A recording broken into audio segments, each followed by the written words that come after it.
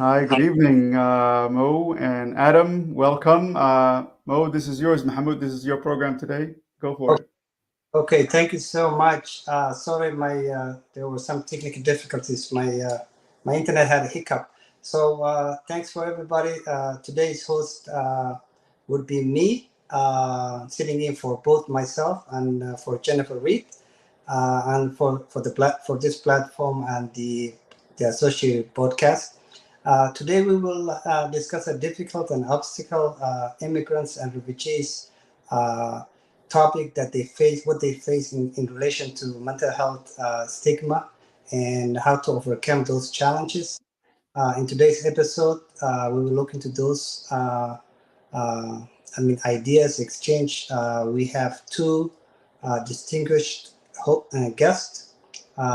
We will soon get into them names and intro, but I just wanted to go over the today's topic, which gets a little attention, which is basically overcoming the barriers associated with mental health stigma for especially for immigrants population.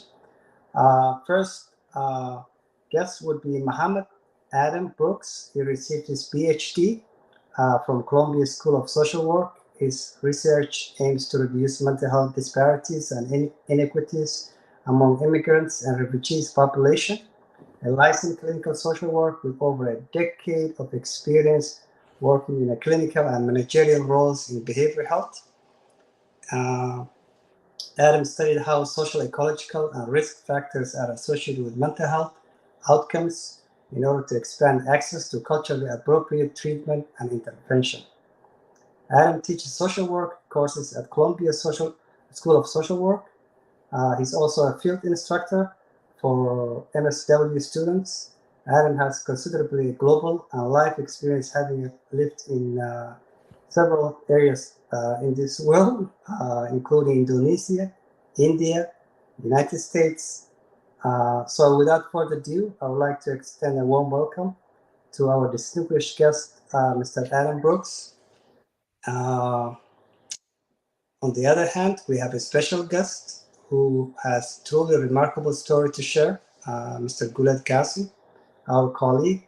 He's a former U.S. Marine who not only served the country with honors, but also worked with immigrant families as they came and adjusted to life here in the United States, and later became a mentor for many Somali immigrants in North America and beyond. He's also a second seasonal politician. I know that for a fact. He's a dear friend. He's a political commentator also, and also he's a former federal minister of Somalia. Uh, so I would like to welcome both of them to the show. And I know there's a unique background for both of them, uh, which can inspire us with their compassion and dedication to the underprivileged and the underserved population. So thank you guys for coming on, for your time. I really do appreciate. Thank you. Thank you. And sorry about the mouthful. I did have to introduce you guys in an extent way. So let's get to it. Unless you guys have any questions, I would like to start with if you guys can. Actually, I will go with Adam first and see if you can give us overview the challenges that are associated with mental health stigma and highlight some of the common myths and the misconceptions about mental health. And the reason we do that is because this topic is a topic that really hampered the our communities, yet it gets less attention. So go ahead, Ed. Thank you, and thank you for the introduction, Mo. So to go to your question about mental health stigma is definitely something that's not uncommon. So for anybody who's experiencing some mental health or mental health stigma or mental health symptoms, depending on their context and where they're from, there usually comes some form of stigma that's associated with it. A good way to kind of look at mental health stigma is kind of to go over kind of the description of what it means. So usually, typically, mental health stigma refers to some of the more negative attitudes and belief of mental health that leads to people to fear, reject, or avoid those with a mental health condition. And this could really result in some form of discrimination or exclusion and makes it much more challenging for those to seek help. So there's a lot of misconceptions about mental health stigma, and some of these include that people who have mental health or mental health symptoms, it's a sign of weakness. It's absolutely not, and that are rare. And there's also some notion that it may be contagious to some sort of degree. So really addressing a lot of these issues is really important to really help the person who is experiencing mental health symptoms to really heal and get the help that they need. Absolutely, absolutely. Despite the little attention, can you give us an overview of mental health stigma and its importance in terms of career-wise, interpersonal relationship? Because at some point it might hinder the someone to excel, and it might get into the way. That's what I'm trying to say. Like, you might get into a way of doing something positive for yourself. And can you touch on that for a little bit? Yeah, sure. Absolutely. So mental health is really it's a interesting perspective, and the way that I see it is there's a lot of ways to see mental health, but one perspective is that it's a natural reaction to a lot of the stressors that people experience, and as you know, Mo, as well, there's a variety of mental health symptoms. So it could be because of the environment that they're in, the trauma that someone's experienced, really creates some of these like symptoms that impacts the day-to-day life. So the way that I see it in impacting, for example, someone's life, someone's career is I use like the analogy. So where I'm from, I grew up in Indonesia. There's this analogy where you fall off the ladder, and then the ladder hits you on the head. So for someone falling off the ladder, I describe that to someone experiencing mental health symptoms.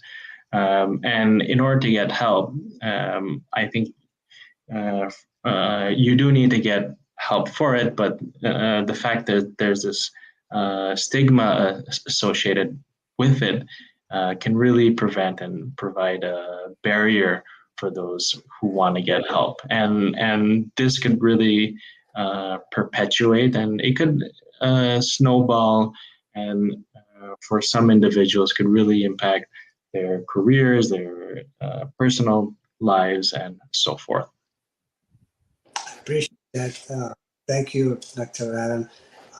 Goulet, Mr. Goulet Qasim, this is your question. I wanted to ask you about the obstacles that usually prevents the mental health stigma from gaining any attention or allowing people to seek help. Because often what happens is that people may have a fear to seek those services. Even some people might even say, like, I don't want my information to get out, or there's always worry, and they don't want to be judged. And in this modern time, of course, social media also may have influence on our way of life. So touch on that, Mr. Kassim? Yeah, thank you. So first, I am by no means an expert on mental health. Definitely via yourself and Adam. So I'm playing above my league, if you will. But let me try just to focus on the two areas that I know. The one area is the mental health that's associated with people that have served in the military in anywhere in the world, in any kind of conflict situation. There's a military culture of being tough. So the very first thing that prevents that person from seeking the needed mental health services. It could be as little as just simply having a conversation, or this person could be really holding on to something really difficult, nightmares at night, cold sweats, things that can be very, very traumatic for anybody.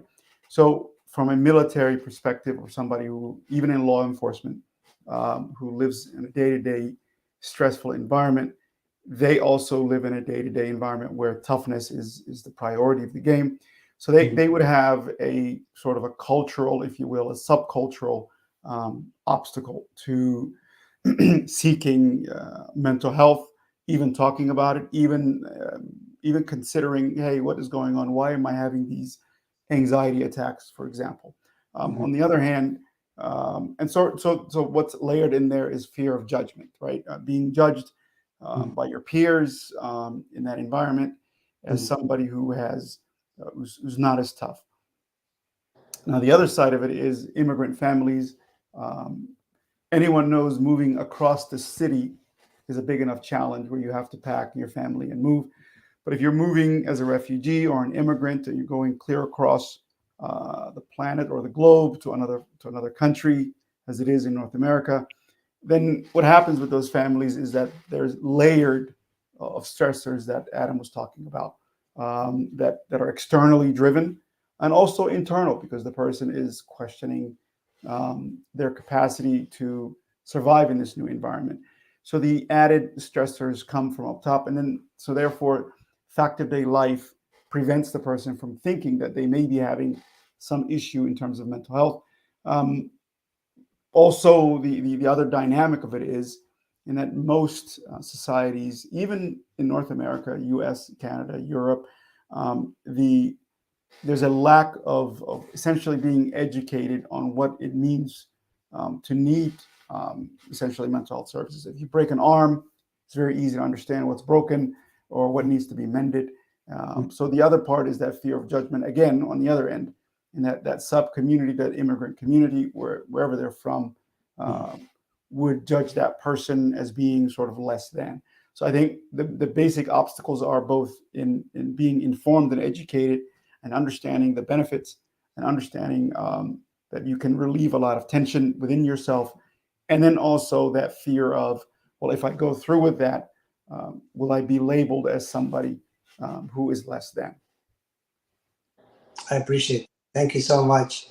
And I do actually consider both of you an expert. I actually left out a few other things you guys did, including Adam visiting refugee camps in Jordan and you rescuing people and mentoring them, children afterwards. So I do, you know, uh, I do think that you both an expert on your own ways. And I wanted to ask you actually the fourth question, you, Mr. Kasim. And I also want to piggyback the one that you just mentioned about the when somebody seeks service. Uh, how about the cultural aspect of that? Because sometimes the culture might get into a way where people feel like, maybe therapy might not work for me, or maybe, I mean, how receptive uh, could they be to the idea of seeking service? Well, I mean, I think understanding what mental health covers, I think, is the biggest problem. So it could cover, and again, I want to say I'm not an expert, so I'm comfortable saying that. Okay, but it can cover something very simple as just simply layered anxiety of something serious that's coming, fear of heights, fear of tight spaces, fear of speaking in public, and it could be as extreme as living through a traumatic event, as a combat or conflict, or women being abused in various camps. So the range in itself in mental health is very, very wide. And so the people that I have worked with, if you will, have experienced the range. I've seen the range. I've seen women that were rape victims. And so you see how they deal with the baggage. You see how they're uncomfortable with bringing it to the forefront to get actually mental and physical treatment.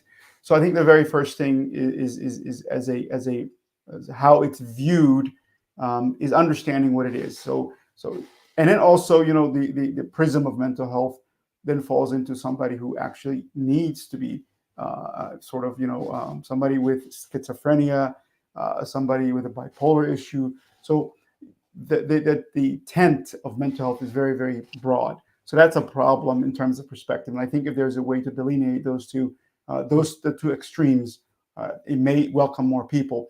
To focus more on your question, many of the immigrants come from countries where the healthcare system is not modern. The information protection is not there. So there is a level of trust that's missing. How much information can I share? The confidentiality of it all. And is the person sitting in front of me judging me as well? Because that person is very well part of that community as well. So I think the service delivery issue, layered with that cultural issue, makes it very different when the person comes to the U.S. And I think we may get to that, where the service provider has to be culturally competent in understanding how to communicate with that person who is in need. But I think the biggest thing is that lack of information, lack of clarification in terms of mental health, and use bad words like this person is crazy or this person is this. And all those words are in the lexicon when we watch movies or listen to songs and entertainment. So I think all these things pull together in creating a dynamic that is not easily overcome by an immigrant in the U.S. Great. Thank you so much. You answered that eloquently, and I appreciate that. I wanted to switch gears and get back to the service side. And as a provider, I wanted to ask Adam a quick question regarding how can the professionals actually in mental health field enhance their communications with immigrants to reduce the stigma and normalizing the service. Is there a way, maybe there's a connection they can build between them and the clients, or maybe even encourage immigrants to actually seek help? Yeah, that's a really good question, actually. And I think in terms of the service provider's perspective, I think one and the research has shown this over and over again, where any form of stigma really prevents from the healing, or prevents from someone to heal. So there's this, again, I'm going to bring up another analogy, but sometimes when you get a cut or a wound or whatnot, you have to really air it out. So you don't want the wound to really fester. And so I do see some parallels in terms of mental health. And if there's some stigma or there's some judgment involved, for someone to be able to share something that they're struggling with, and again, it could be like a wide range of things. If there's this sense that they're being judged or what they say is a sign of weakness, that ability to share that, and especially if they haven't shared this with anybody else, the ability to share something that you've been holding that has caused you pain is really powerful. And from like a service provider's perspective, I think bearing witness to that can be incredibly healing for the individual. So in terms of immigrant communities, I think a lot from the service provider's perspective, I think the most important thing is the sense of trust and collaboration. I am a strong believer without that, then any sort of recovery or help is really difficult. And this comes along with, a clinician being culturally competent, having the right language available to really support someone who's seeking help. And I think communities are really smart, actually. They know if something works or does not work. And especially if it is a smaller community, if they do seek help for X, Y, and Z mental health condition with this particular clinic, and things become worse, and that word does get around. So, and the complete opposite happens as well. So I'm a strong believer that these things don't happen overnight. It's a really sense of trust and collaboration. And I also feel that a lot of the mental health treatment or services are really rooted in Western kind of notions of care.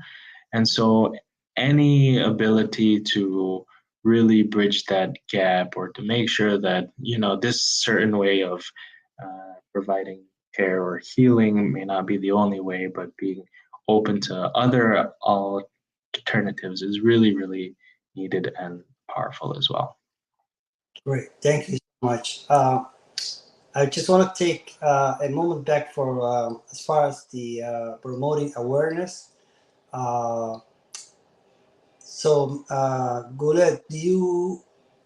how could you mental health educate? Like, how could we promote awareness? Shall we do it media representation and maybe certain people, or maybe even celebrities? Shall they promote this, or shall we maybe have workplace policy initiatives where we can implement those things at workplaces, or shall we maybe implement a peer support groups? Do you know how we can maybe promote awareness? Because I think the more we talk about this, the more people will be more receptive to it, and actually maybe that may encourage them actually to get out and seek help. So, do you have any ideas, Guled?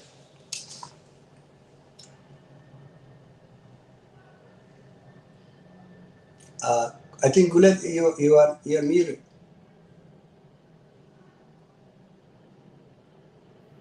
Sorry, I muted myself. I didn't want to interrupt while you were talking. Hey, I think that's the $1,000,000 question. You can. I mean, it's. I guess it's two. One is the message itself.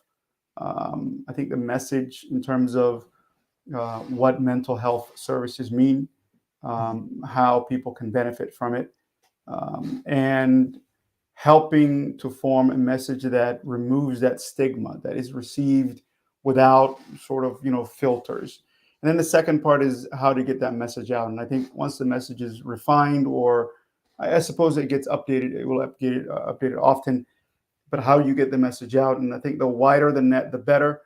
In terms of getting a generic message out there, that people who need mental health should seek it, and where the opportunities are.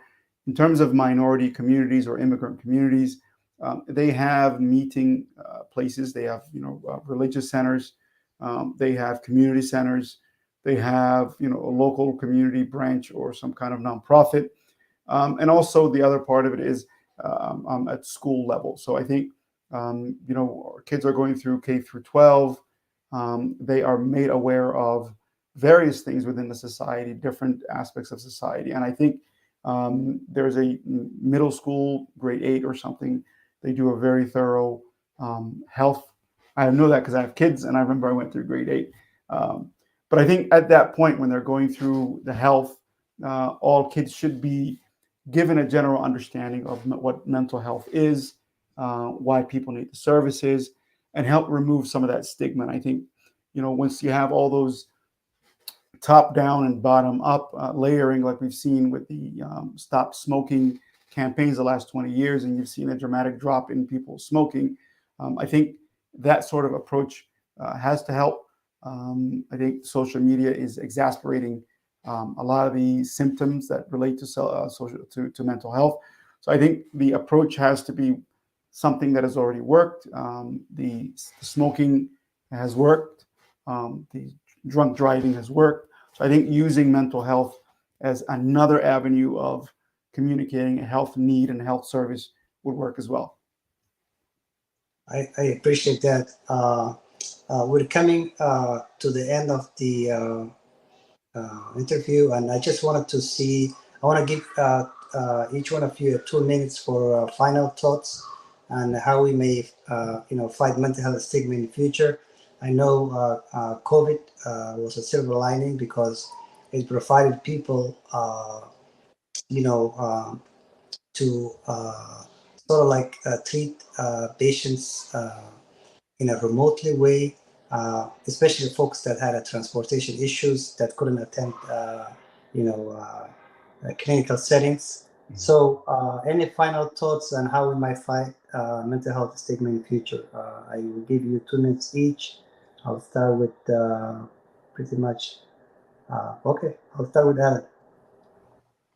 Thanks. Yeah. So I think my final last words is, I'm a strong believer that change won't happen overnight.